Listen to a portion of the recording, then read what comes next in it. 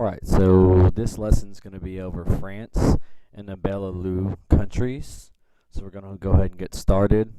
Make sure that you take notes over this. These notes are going to be combined with the United Kingdom and Ireland notes as we continue on our trip through Western Europe.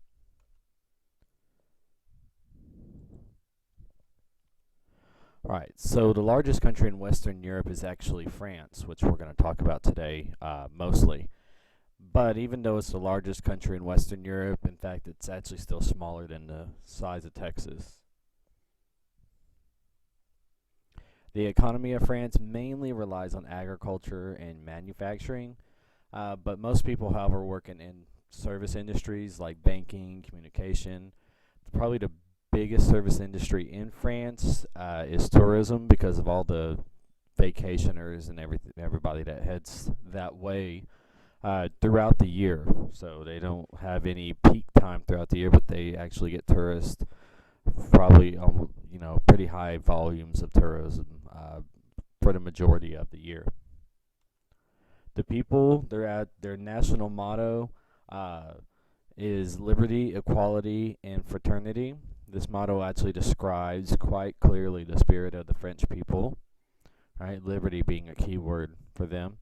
90% of the French are actually Roman Catholic, and as you could probably guess already, French is the official language. The government and people. The government is actually known as the Fifth Republic. The reason behind that is the president gets elected for 5-year terms, so one more year than what we get elected over here. About 75% or 3/4 of the people actually live in cities. And 10 million people live in Paris, France, which is the capital of France. The Benelux countries. The name Benelux comes from combining the first 3 letters of the countries of Belgium, Netherlands, and Luxembourg. So now you can see why we get that name right there. These 3 countries actually joined together to form a trade partnership in 1948. Because they're smaller countries, they felt they had to combine together and form that trading partnership, and it actually makes it one of the most important trade partnerships in Western Europe, even standing to today.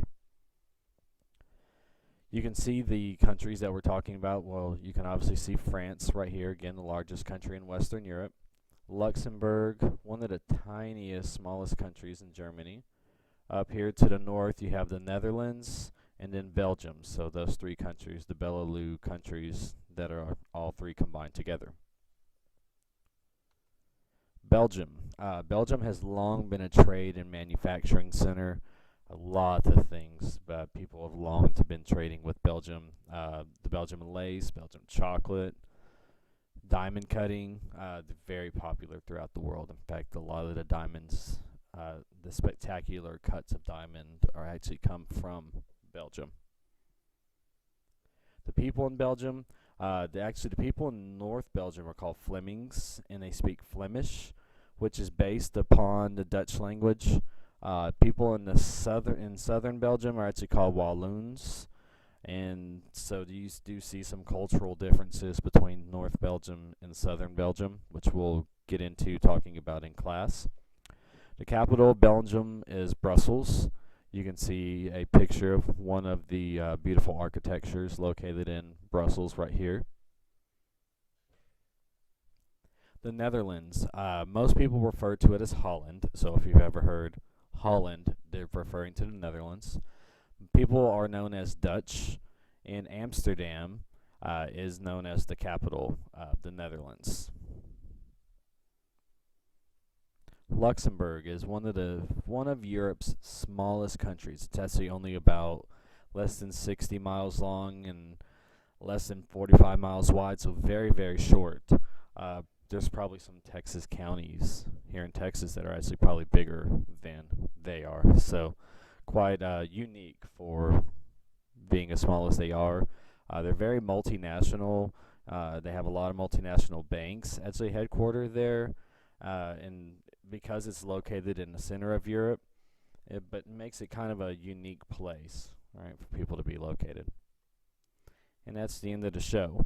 So hopefully, if you remember from last time, I will be checking your notes to make sure that you've taken good notes. and I hope you enjoyed.